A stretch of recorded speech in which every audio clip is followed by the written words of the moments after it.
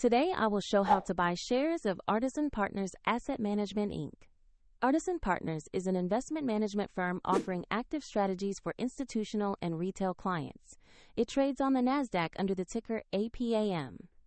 This video is educational only and not financial advice.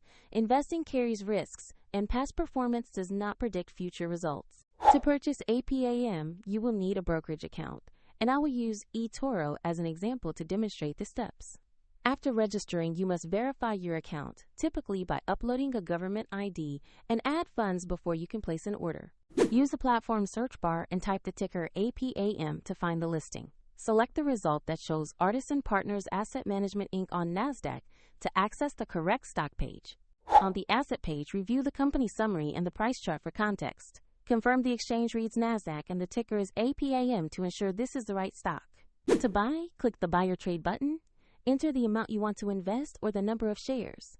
Then review the order details before confirming. If the market is closed, your order may be queued for the next session. And if your balance is insufficient, the platform will prompt you to add funds before the order can complete. Once executed, your APAM position will appear in your portfolio. If you want to try the platform, the link is in the description. And remember, this is educational information only.